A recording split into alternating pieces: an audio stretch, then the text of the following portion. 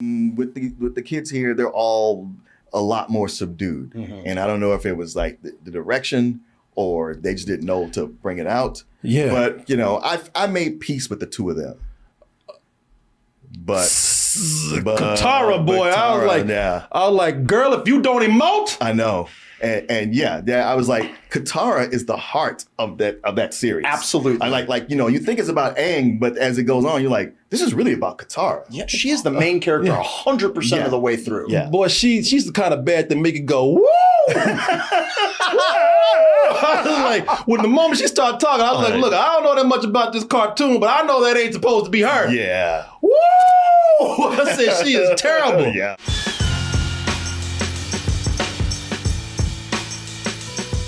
That's right. Double Toasted Live is going to be in Los Angeles Saturday, April 27th at the El Porto Theater.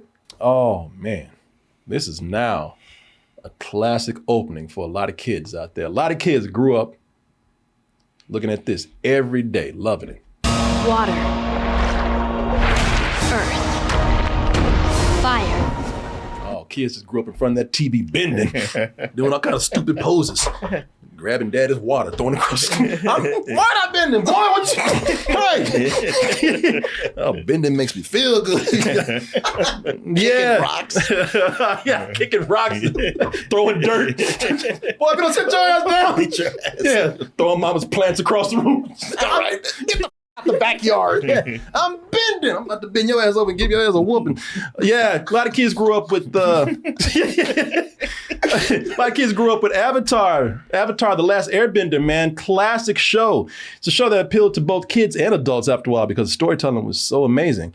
But, you know, a lot of people, they love this show so much that they not only they hold it dear to their hearts, but they're very protective of it. Mm-hmm. You know, one of those things where it's like, it's only a matter of time before Hollywood tries to come in and just mess everything up. And they did it before. And at one time, yeah, and it did happen. So, you know, I don't blame people for feeling a little overprotective of this series.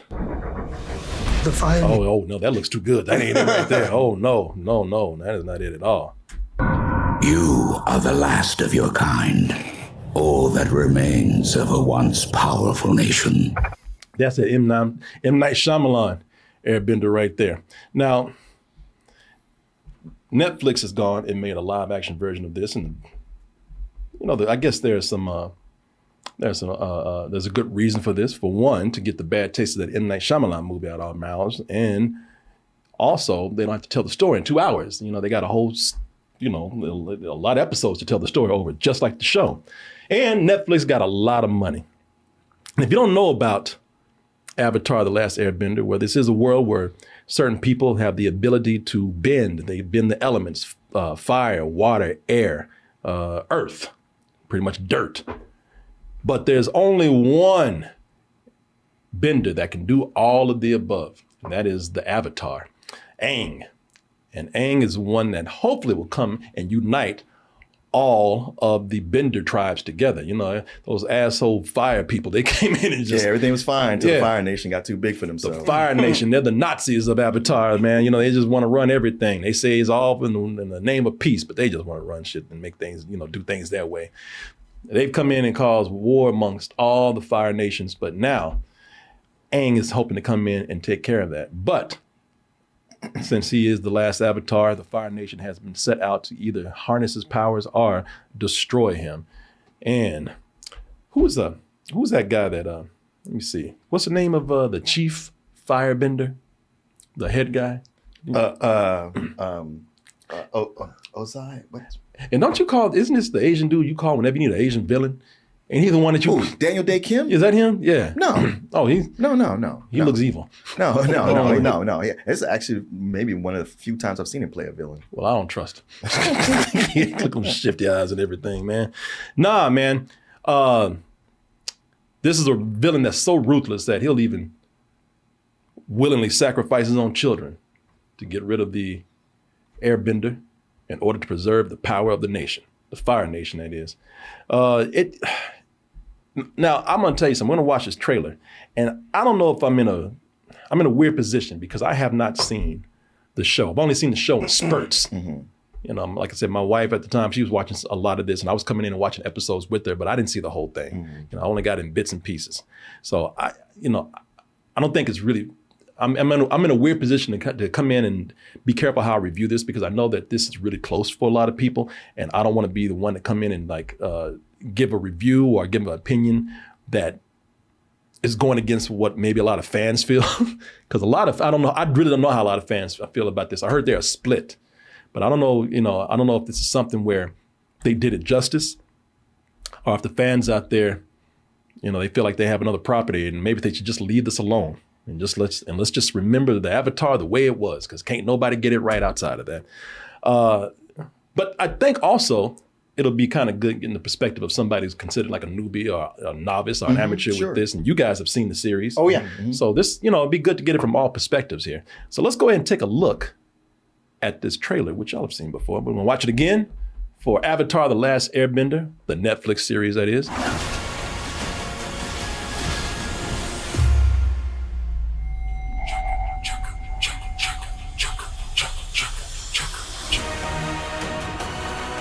First of all, I don't think that the show, because some people are, however people feel about this, I think it already kind of has a head start, because it's not this.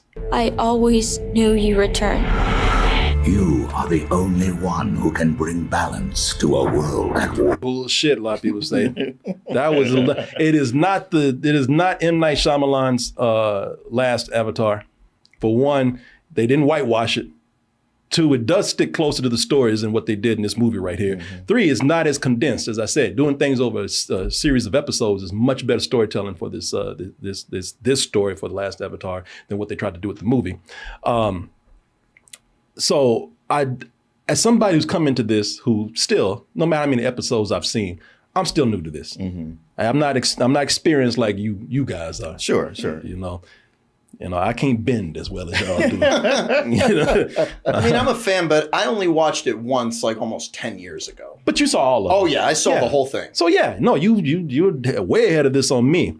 But from what little I do know about this, I do feel that the story from the show, from the original, I feel like that story is so good, and I feel like the world that they created is so well imagined that many of those elements they carry over into this live action version right here. And again, that's just based on the virtue of what they did so well with the original. For one, I love the look of the show, the Netflix show.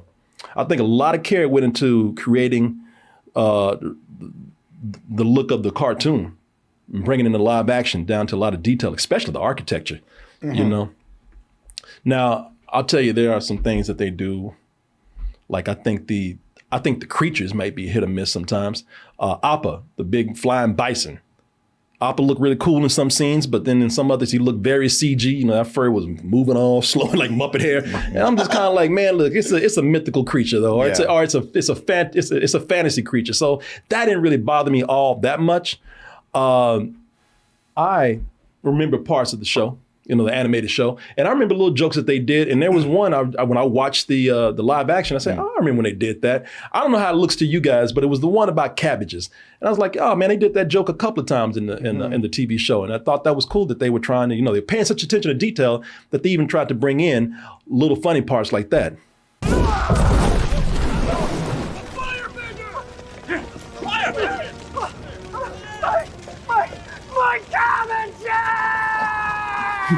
I love them cabbages. Yeah, he does. That's his whole livelihood. That man is broke now. Could be homeless now. Unless he can quickly make stir fry.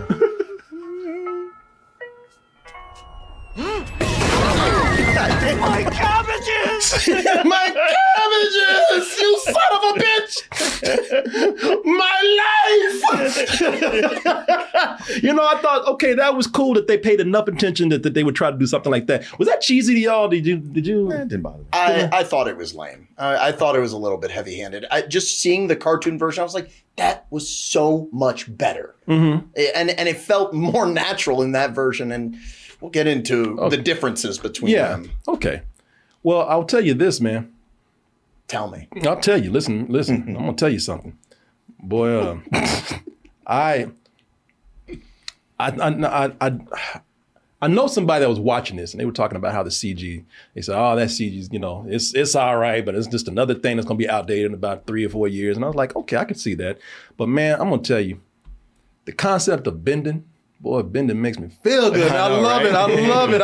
I love the concept of building, whether it's live action or animated. I love it so much that, man, it's so much fun. And I thought that fun translated well for me here in the live action version. I love the different ways that it was being used. Like, it's nothing for y'all. Y'all have seen it. But I was like, oh, shit, they use it for so many things. Oh, It's like they use it for, I like the way they used it for military use. I love the way they used it for the way, that they used it for doing like superhero stuff. I love the way that they used it for like practical everyday uses in the village. Like they had all the guards who knew how to earth bend. Like they pulled the gate back, big stone gates back with their bending power. I was like, man, this bending shit is good. That's how it was in the show. It would, every episode you see some kind of new thing, and it would kind of open your mind. Like, oh yeah, there's all these other uses. And there's even like you master one type of bending in that discipline, you can level up and do something else. Yeah, I really loved it, man. I enjoyed watching it, and I really thought that they did a great job with the fight scenes in it, man.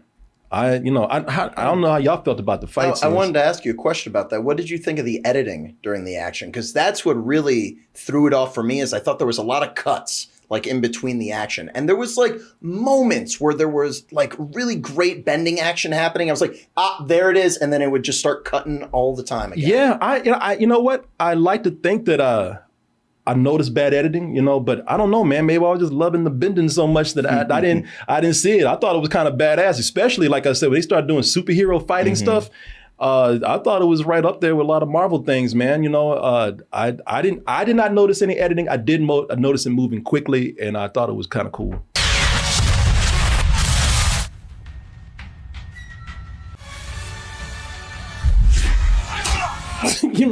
Now keep in mind all this shit is new to me. Man,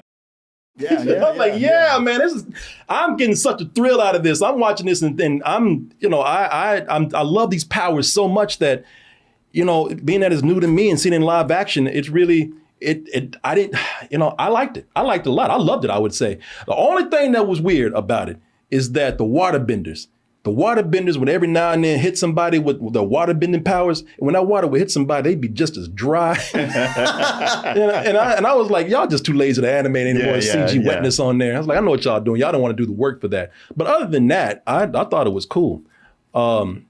That was definitely one of the good looking action scenes. And I don't think that it was all terrible per se, but it wasn't consistent for me. And really? I didn't like watching the action in this show, in this version at least. This was really hard for me to watch. I don't think that the original series is just great. I think that it is one of the best TV shows I've ever seen in my life. I think that it is just incredible how they pulled off this show with this really special tone that is just, it's for all ages, like 100%. And it builds up to being for like getting to a darker place. This was giving me like Zack Snyder vibes, where it was like, let us show you a gritty version and we're going to show it to you focusing on this main character. And they even open on episode 12, which I was like, why are you doing this? Aang is supposed to be this happy-go-lucky guy, and they're introducing him like, I don't know who I am. I'm like an airbender or something. And it's just like the first 2 episodes show him, they open with him crying. And I was like, this is off, because the cartoon focuses on Katara. Yeah. She's like the main protagonist. But yeah, that's what Martin was telling me. Yeah, but for me, I don't know how you felt, Martin, but this was a difficult watch for me. Yeah, I can see how you felt that way. I found myself 60-40 on this show. But it depends on how I looked at it. And if I looked at it, 60-40, 40-60. If I looked at it from the perspective of, and you can't help it, comparing it to the animated series, I was more 40-60. I was like, so much of the look is good, but there's so many things, yes, starting where they do, with it instead of like, getting a little happy Aang and then watching him get sad as opposed to like starting with the darkness. It's certain things you go like, well, man, back on the show, they did it this way. Well, back on the show, they did it this way. And this ain't quite right. Yeah. But whenever I stopped and said, well, wait a minute, what if you stopped doing that and just looked at it as somebody who's not comparing it to the show, just it itself? Then I was more 60-40 about it. But just looking at it as its own thing that started, that's like a new thing like Harry Potter or Percy Jackson. I was like, this actually is pretty interesting. And there's a lot they got going well here. Now, I say 60-40 because with all the good things that they got, some key things that they don't have is acting from the leads. And with some of them, with Aang, I was like, right off the bat, I was like, I kind of like him. And as it goes along, I was like, he might not quite be Aang from the show, but as an Aang, I think he works. I think not doing the happy part is just like, man, this is war. And you just don't, you're just not having that. It's like, it's a different tone. It's a choice to say, we're going to have a different tone here. Yeah. We're going to escalate that. I want to get into, if you're going to get into some of the acting, I want to like get into a discussion with that for all of us here in a little bit. All right. Okay. Cause I do want to say something about the story. Now I don't know anything about this, like I said, but I did see the first episode. I saw the first episode a long time ago. Because I was texting you after I saw the first couple episodes. It's like, please watch the first episode just so you can have a comparison. I saw the first episode years ago. Mm-hmm. So I don't even know if I remember it right. But if I remember this correctly, I don't think it felt to me like when I watched the Netflix show that they added a lot of stuff at the beginning of the first episode. They start at episode 12. Okay, because when I remember watching the first episode, I thought that they started when they found Aang in the snow. Yeah, because Aang is what happened was Aang was because of a war that happened 100 years ago. He had to freeze himself in a big ice ball, and they find him 100 years later, and so he's, in addition to having all these expectations on him, he's also trying to adjust to this world that he doesn't know, which is a great, angle that they have right there. But I liked it better when they just started the show with them finding Aang. I don't like that they had all this, expository stuff beforehand, because I don't think they needed it. I don't think they needed it at all. And it's funny because now I don't know what they do with the rest of the show, but you were telling me that they condense a lot of things and cut some things short. And I'm like, well, you add this stuff at the beginning of the first episode that you don't need, but then you smash and cut all these other things and get rushed through it. And I thought, you didn't really need all that first episode. Some of the dialogue was not very good. Delivery was kind of silly. I like my man here, Ken Leung. I actually like his character. He's one of the Fire Nation commanders. But there's a line that he looks up and he says, "I am the Moon Destroyer." And I'm like, okay, set your ass down. It's like his delivery to me was really silly. I liked him through most of it. Yeah. I mean, by the time he's there, it's almost kind of ironic the way he's doing that, because he's just starting to have fun with that character. Man, he really is. And I loved his character, even though as cheesy as he was, he's very cheesy. I had a lot of fun with this character. And I will also say that in addition to, I'll get into the thing that really, and we're all going to have a discussion about this. I think I'll get into the thing that bugged me the most with this. But before I, go into any, again, negative territory with this, I would say for all the stuff that I was having, problems with, the first episode and the bad dialogue and some of the cheesiness of it, man, there was always a point in the story, or there was always a character that brought me back in. And I was like, even if this is not working 100%, I want to keep going and find out what's happening here. And again, that's just based on material that just existed before that's so good, that overlapped here. Sure. How far did you get with this? I finished it. Oh, because I was hoping you would. And there's some things I said to you last night that when I finished it, I was like, I take that back. Okay, I think I know which one it is. Because I was hoping that you finished it, because you watched it all too, right? Yeah, I did. So I don't know how y'all feel about this, but man, by the time they got to episode 7 and 8. Oh, episode 6 was probably my favorite. Was it? Yeah, but 7 and 8 were really good. Man, by the time they got to episode 7 and 8, for me, I said, oh, shit got real. And I was on edge the whole time. I was depressed because I was like, I don't know how y'all gonna make it out of this. It felt hopeless to me. Oh yeah. And that's a big thing to make me feel like there's no hope. Because I know they're gonna make it, but I was the whole time like, man, y'all. I was like, wow. My heart was pounding. Was it when he looked on the horizon? Yeah, well, they looked over the horizon. Certain villains achieved what they were trying to do, and I was like, "Yo, just f- up the whole planet." Oh man, I can't take this. I was like, I was like, man, stakes were high, and I think that got across pretty. Man, to get that feel of hopelessness the way they did, I was like, man, I hardly ever feel like that about things, and I felt it here. I said, even if y'all make it, y'all. But this is where we're gonna get into a discussion right here. I think that the biggest thing that did not work for me on this show were what is considered to be the heart of the show, the three main leads. Listen, I really don't want to be mean, especially on kid actors, man. But these leads, they started out bad. And when I say bad, I mean terrible. Probably the one that was the least terrible was the character of Sokka. Sokka, played by Ian Owsley. He had moments. No, he got better as it went along. They actually, if they had written more and funnier stuff for him, it would have worked fine. Because as it goes on, he has the timing, the comic timing to pull it off. They just didn't have enough. Yeah, that's probably the case. They just give him, because this is a darker version of the cartoon. Aang, I think the actor's name is Gordon Cormier. He's good, but he's a little too chipper for me.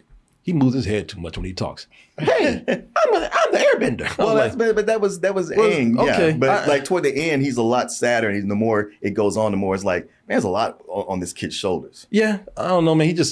There were times I felt like he was good, because I think he's good. But there were other times that I said, child actor. If you don't stop moving your head. I did not care for his performance. He felt like a robot sometimes. I was like, will you please just act? Like I wasn't getting enough from him. Yeah, I mean, that's the thing when you have the cartoon, everybody's extra animated. Yeah. And it brings a lot. And with the kids here, they're all a lot more subdued. And I don't know if it was like the direction or they just didn't know to bring it out. Yeah. But, I made peace with the two of them. But Katara, boy, I was like, girl, if you don't emote. I know. And I was like, Katara is the heart of that series. Absolutely. I like you think it's about Aang, but as it goes on, you're like, this is really about Katara. Yeah, she is the main character 100% of the way through. Yeah. Boy, she's the kind of bad that make it go, woo! Like, when the moment she started talking, I was like, look, I don't know that much about this cartoon, but I know that ain't supposed to be her. Yeah. Woo!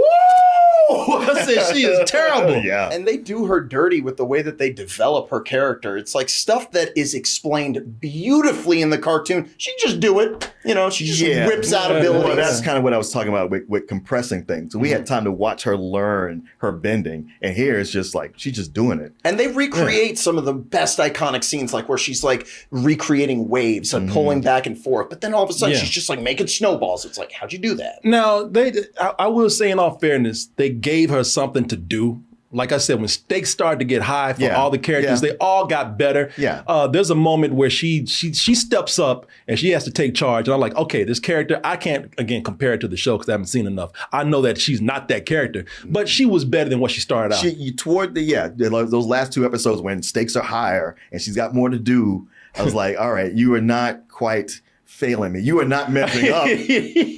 But you're not embarrassing yourself right now. But man, it is like that's a huge loss to take to not have Katara the way she's supposed to be. And people are not gonna like the way I say this, but I was so frustrated with her in the beginning. If I was there, you better be glad I wasn't directing this. I would act! Wake up! There we go. Because I was even in some of those later episodes watching scenes where she's always sad. I was like, not one tear, huh?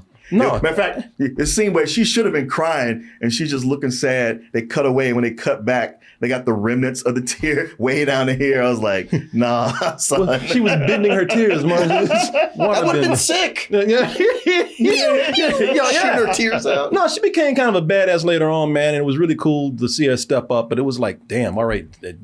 Episode 7, 6, that's the one. Yeah. We've been here how long now? I know. All right, shit. Thank you. Better late than never, I guess. Now there are some characters I do like. I really like. I think the kid who did Prince Zuko.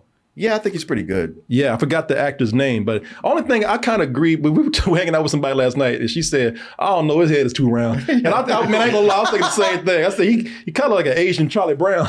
Yeah, I was thinking With a ponytail. Well, if you take the ponytail off, man, put a little striped shirt on. Yeah, I was saying, "Hey Arnold," but yeah, Football head. but yeah, Charlie Brown. Asian Charlie Brown. Like his head is too round, but I like.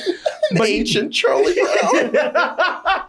Nah, man, I like him. He did bring the passion of Zuko. Yeah, he did. Zai. Yeah, I liked him, man. Yeah, Leave the kid alone. Yeah. Nah, man. Him and him and Uncle Iroh, I thought that those characters were so amazing in the cartoon. And the whole time I was watching, I was like, look at how they massacre my boys. Like, I couldn't stand it. Really, I like. I thought it worked. It did not hit for me.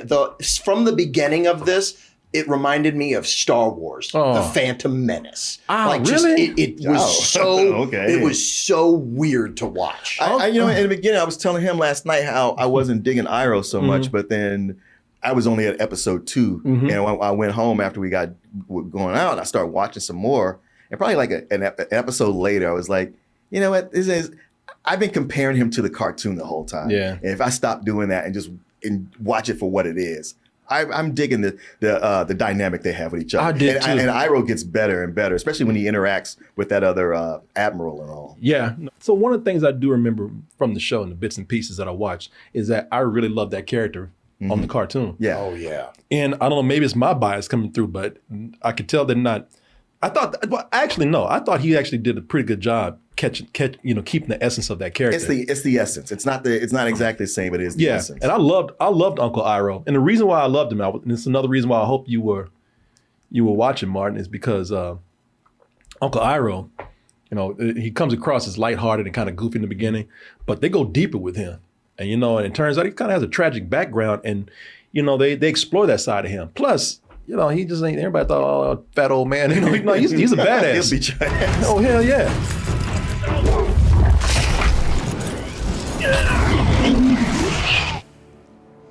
Do it! Oh, that's a dick. Starts peeing on. All right, Pee fire on him. Yeah, I really love that. I wish I remembered the actor's name, but I really loved that character on the show, on the live action version. I think though, and both of you have said this to some extent, and Martin and I were talking about this last night. I just think that animation, it just brought a life to the show that's missing here. Yeah. Yeah. It's you said it, Martin. Like the animation just brought a life to these characters. The animation just had something. They just gave a spark to these characters that's just kind of missing here. And it worked because I was thinking, man, it'd be nice if they could find some kind of way to bring that essence of animation to this. It's kind of hard. See, for One Piece, it worked because One Piece, even when you have Avatar animated and you're comparing it to One Piece animated, the animated One Piece is like way crazier than Avatar. So when they adapted both of those, it was easier to make One Piece, crazy in live action. You wouldn't think so because it's so wild, but doing it live action toned it down to where it's like, all right, you're not on my nerves right now. Yeah. I can handle you. But they were able to go, crazy with it. They went insane with it. And that's where we're gonna find the One Piece. Chop chop! You're working with zany stuff on One Piece. You can't. I don't know how they would do it for you also adapting got Avatar. a lot of charisma with your lead actors in One Piece. Yeah, like the kid playing a Monkey D. Lee.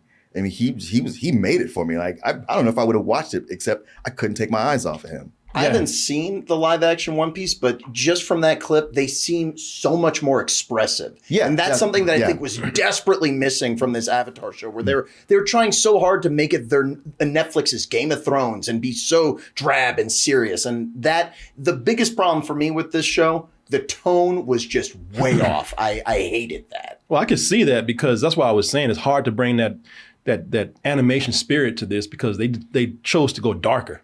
You know, the violence is a little darker. You know, they're burning people alive and They sure are. yeah, I mean, right off the bat, the first scene it burns. Boy, they alive. roasted a fool. He looked like a damn steak when they put him on the ground. He looked like a yeah, he looked like somebody burned up ribs on the grill. And when they don't know what they're doing, they burn that fool up. He looked like charcoal when he fell to the ground. Yeah, they're skewing a little more mature with this. So they're very, they're going darker. So it would have been hard to make it the way they did, or bring that same spirit they had in animation, bring it here. I'm with you, man. It's like I'm watching this and I have complaints about it. And if there's hate from the diehard fans out there like yourself, I get it, man. Yeah, I get it. I 100% get that, but I do feel like if you're new to the show, this is still entertaining. There's still, based on the strength of what made the original so good, there's still stuff there to entertain people who haven't seen this before, or even for some people that have. It's not the same, and everybody knows that. And it's not as good as the animated show, I'm sure. But I gotta tell you, I was, especially when we got near the end of it, I was very invested and I had fun. And I thought it was good. I thought I had a good time with it. I'd give it a low matinee. It maintained where it needed to. I'm pretty close to you. I mean, I feel like I'm between worlds because I am a diehard fan and I've watched the entire series twice and pieces of it because my kids always rewatched it and they'd always be like, "Oh, are you watching this episode?" And then end up watching one after the next because the story's so good. The story's so good that even in a subpar production, it still comes across as a good story. And yes, if you're a diehard, you spend the whole time comparing it, it's going to come up short. It may come up way short. By the end, like you, it made me go like, oh, I want to rewatch this again. But it wasn't so much like, I want to get it better. It was just like, you know what? I kind of want to rewatch the show again, but also I like watching this mini version of it where I don't have to watch so many episodes. Yeah. I just like being in this world and reliving these stories again. I'm kind of on its side, and surprisingly, I was like, if they do get another season, I'm there for it. Yeah. I might not say a low matinee, but it is a high rental for me. There you go.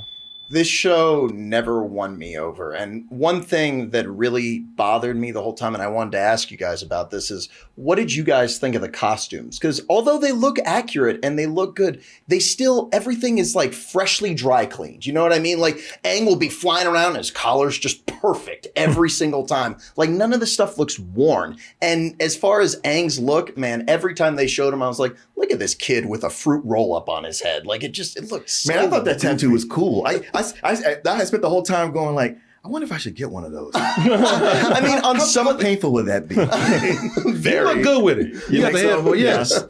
But some of the characters, like I thought that the arrow looked good, but him, it just looked like a sticker, like stuck on his forehead. And I found it distracting. Well, I can say the whole, the costume looking too fresh all the time.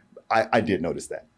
I thought that too. I thought, considering that they're traveling, I was like, they should look a little bit more worn. And it wasn't just the main characters; it was everybody. But it does look accurate to the cartoon. But the whole time watching this, I was like, God damn it! I just feel like I should just be watching the original because that just has so much more life to it. Like it is perfect. I think that original series is just there's nothing I would change. And man, I'm sorry to say, it hurts me to say this, but I got to give this like a high some old bullshit because I think that, the look is right. It is not that F-U-C-K Shyamalan movie, but man, it doesn't cut the cheese for me. 3 different vast opinions here. I also really appreciated how much work they're throwing at Asian and Native American and Indian actors. Yes. And having them, like really fill out the different, bending races. Indigenous and all that. Yeah. No, I did too. I thought that was cool.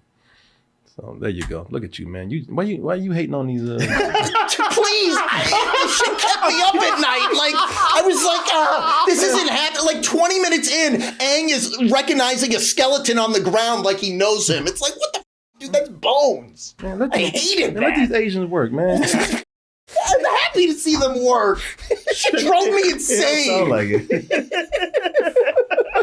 All right then. Move on. I will, sir. I will. I don't want to hurt you, man. That's all right. Let's. Hopefully, it is the last one. Yeah, you bending right now. Been out of shape. But I'm not by the time. Look at a skeleton on the ground. What the hell is wrong with them? Could you imagine? It's like he's looking at skeletons like, hey, it's that guy. It's like, how the f- you recognize that? It's a skeleton.